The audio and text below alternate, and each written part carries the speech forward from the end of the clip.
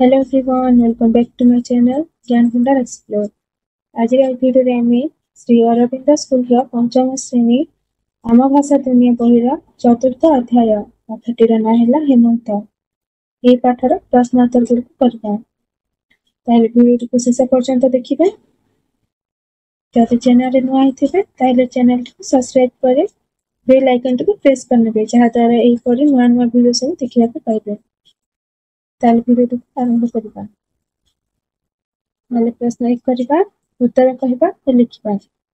प्रश्न कर दिछि वर्षक केते ऋतु आसे। ताले यार उत्तरटी हो वर्षक 6टी ऋतु आसे और सेगुडी का कोन कोन सेगुडी कहला ग्रीष्म वर्षा शरत हेमंत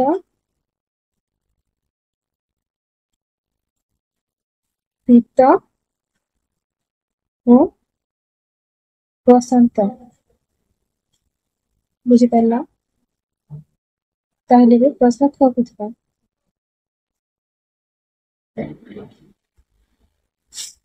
प्रश्न ख रे केउ ऋतु परे हेमंत ऋतु आसे। ताहले यार उत्तरटी हो शरत ऋतु परे हेमंत ऋतु आसे। बुझी पाला ताहले प्रश्न क करबा। हेमंत आसिला बोली आमे किपरि जानु। ताहले यार उत्तरटी करबा जेते बेले दिन छोट और राति बड़ हुए और दिनर तेज कमी जाए और उत्तर दिगरु शीतल पवन बहे एवं धान अमल हुए सेते बेले हेमंत आसिला बोली आमे जानु। बुझी पाला ताहले प्रश्न ह बुझिबा।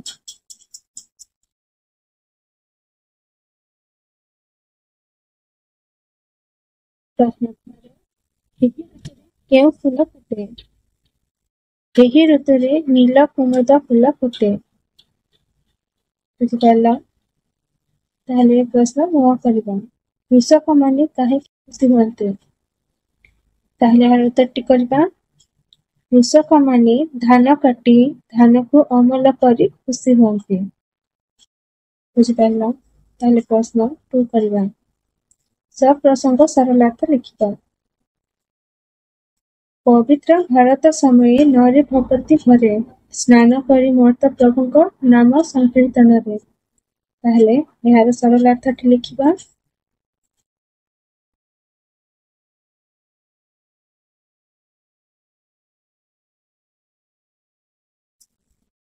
ताहले सरलार्थटी लिखिबा।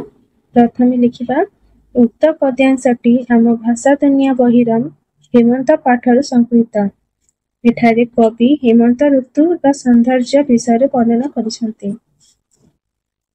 एठारे कवि कहिसंते जे जेतेबेले शरत ऋतु पर हेमंत ऋतुर आगमन हुए दिन छोट और राति बड़ हुए एवं उत्तर दिगरु आसुथिबा शीतल पवन काकरर वा ठंडार अनुभूति कराए। पवित्र प्रभात व सकाल समय मनीष माने भक्ति भावना रे स्नान करी प्रभुଙ୍କ नाम संकीर्तन रे मग्न होई पड़ती। एहा द्वारा तांको मन रे शांति लाभ करे आध्यात्मिक भावना वृद्धि पाए। वास्तविक रे कविଙ୍କ उक्तिटी यथार्थ अटे। बुझी पाला एही परि आमे सुंदर भाବରେ सरलार्थटी लिखि परिबा। ताहले प्रश्न 3 को जिबा।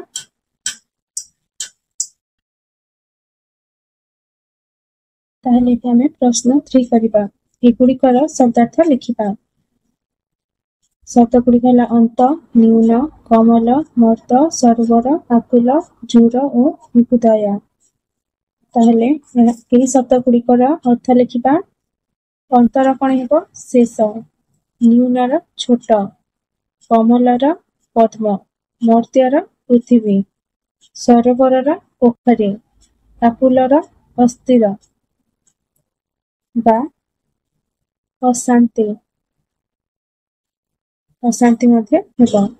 सेहीपरि जूरर नष्ट विपुदयर प्रभुଙ୍କ दया बा भगवानଙ୍କ दया। बुझी पाला ताले प्रश्न 4 को जिबा।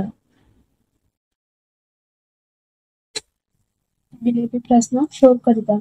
एगुड़ी को पद्य रे लिखिबा।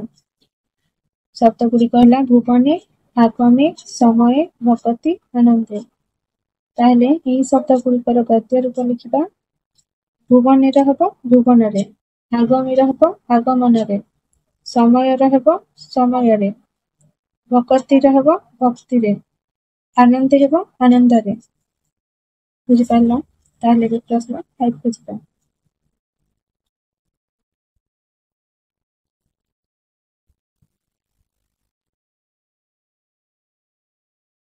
प्रश्न 5 पे देछि साना पिलाटीए पानी रे बुड़ी जाउथुबा देखि कोन करिबा भाबी लिखिबा ताहले जदि गोटिए सानो पिलाटीए पानी रे बुड़ी जाउथुबो ताकु देखिले आमे कोन करिबा ताहा भाबी लिखिबा प्रथमे सेही बुड़ी जाउथुबा पिलाटीकु बंचाइबा पई चेष्टा करिबा जदि बंचाई न पारिबा ताहले जोरे पार्टी करी अन्य मानकु सहायता पई डाकिबा पिलाटीकु बंचाइबा पई कोनोसी जिनिस यथा बाड़ी रस्सी कपड़ा इत्यादि व्यवहार करबाको चेष्टा करिबा